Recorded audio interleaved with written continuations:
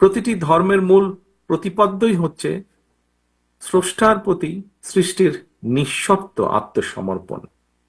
প্রতিটি ধর্মের প্রতিটি সৎকর্মের মূল লক্ষ্যই হচ্ছে পৃথিবীতে সত্য, ন্যায় এবং মানবিক সমাজ প্রতিষ্ঠা।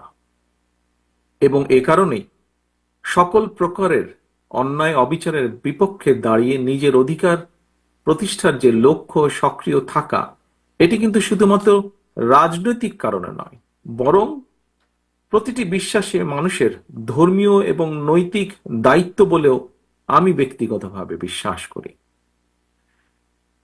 প্রিয় উপস্থিতিবৃন্দ, বাংলাদেশের একজন গর্বিত নাগরিক হিসেবে আমাদের সামনে কিন্তু একটি বিষয় স্পষ্ট, এবং সেটি হলো সাম্য, মানবিক মর্যাদা, সামাজিক সুবিচার। বাংলাদেশের মহান মুক্তিযুদ্ধের এই মূল মন্ত্রে কিন্তু প্রতিটি ধর্মের মর্মবাণীর প্রতিফলন ঘটেছে।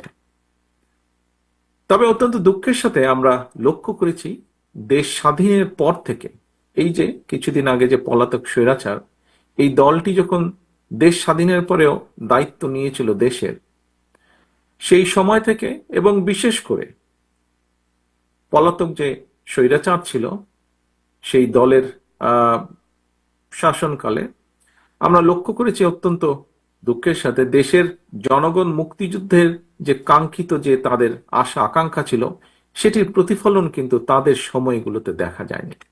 বরং আমরা দেখেছি তারা নিজেদের অবৈধ ক্ষমতাকে দীর্ঘায়িত করতে বিভিন্ন সময় এই পলাতক স্বৈরাচার এবং তাদের দোসররা সংবিধান নামে দেশের সংবিধানকে প্রায় নিজেদের দলীয় সংবিধানে পরিণত করেছিল।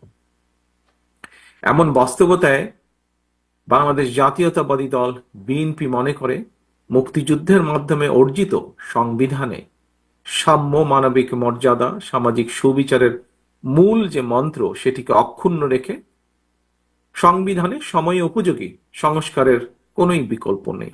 ফলে সংবিধান সংস্কারের ব্যাপারে অন্তর্বর্তীকালীন সরকারের কাছেও বিএনপি তার সুস্পষ্ট প্রস্তাবনা তুলে ধরেছে, যা পত্রপত্রিকার মাধ্যমে আপনারা সকলেই অবগত আছেন।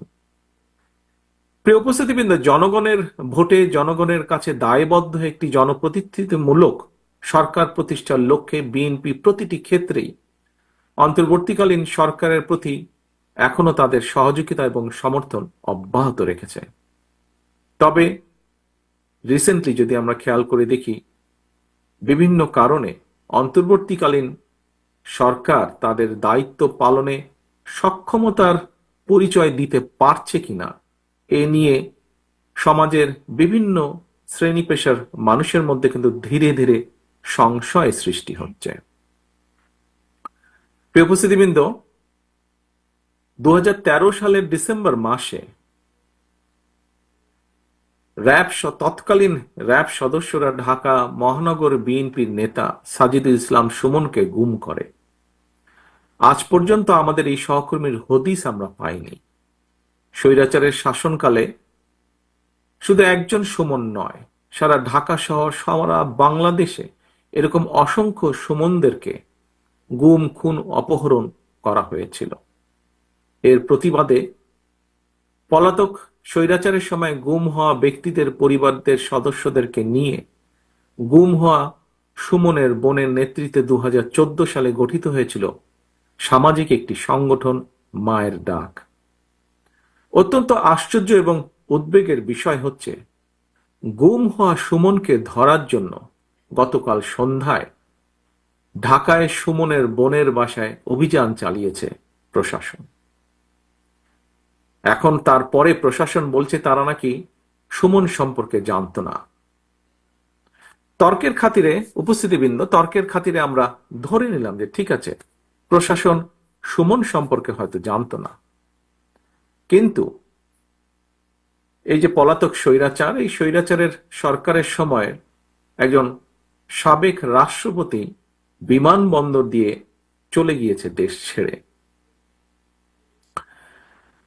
যেভাবে চলে গিয়েছে সেটিকে যদি আমরা মিলাই, তাহলে দেখব যে 5ই আগস্ট আরেকজন দেশ ছেড়ে পালিয়ে গেছে, ইনিও অনেকটা সেভাবেই পালিয়ে গিয়েছেন। কিন্তু এখন বলা হচ্ছে যে অন্তর্বর্তীকালীন সরকার নাকি তার এই দেশ ত্যাগের ব্যাপারে কিছুই জানে না। ঘটনাটি গতকাল, এবং গতকাল থেকে আজকে পর্যন্ত যতজন মানুষের সাথে আমার কথা হয়েছে, প্রত্যেকের মনে প্রশ্ন উঠেছে, প্রত্যেকে প্রশ্ন করছে, তাহলে অন্তর্বর্তীকালীন সরকার জানেটা কি? সাথে এও অভিযোগ উঠেছে, সংস্কারের নামে সময় ক্ষেপণ করে অন্তর্বর্তীকালীন সরকার একদিকে যেমন হয়তোবা পলাতক স্বৈরাচার এবং তাতে দোসরদেরকে নিরাপদে দেশ ত্যাগের সুযোগ করে দিচ্ছে, অপরদিকে অত্যন্ত সুকৌশলে নানা ইস্যু সৃষ্টি করে স্বৈরাচার বা ফ্যাসিবাদে বিরোধী যে রাজনৈতিক দলগুলো আমরা যারা মাঠে ছিলাম, সেই দলগুলোর ঐক্যের মধ্যে ফাটল ধরানোর একটা ক্ষেত্র হয়তো তৈরি করতে চাইছে। পলাতক স্বৈরাচারদের সহযোগীদেরও পুনর্বাসনের ক্ষেত্র হয়তো তৈরি করতে চাইছে। প্রিয় উপস্থিতিবৃন্দ, এই বিষয়গুলো ঘুরে ফিরে মানুষের মনে প্রশ্ন তৈরি করছে।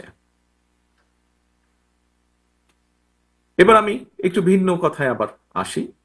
একটি রাষ্ট্রে সংখ্যা গরু কিংবা সংখ্যা লঘু জনগোষ্ঠীর সদস্য হওয়া না হওয়ার উপর দেশের নাগরিকদের নিরাপত্তা কিন্তু নির্ভর করে না, যে কথাটি আরো বিভিন্ন বক্তার বক্তব্যে উঠে এসেছে।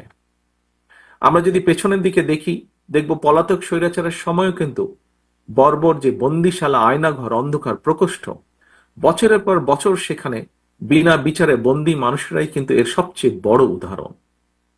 দেশে গণতন্ত্র এবং আইনের শাসন না থাকলে কথিত সংখ্যাগরু কিংবা সংখ্যালঘু অর্থাৎ আপনি কিংবা আমরা কেউই কিন্তু নিরাপদ নই।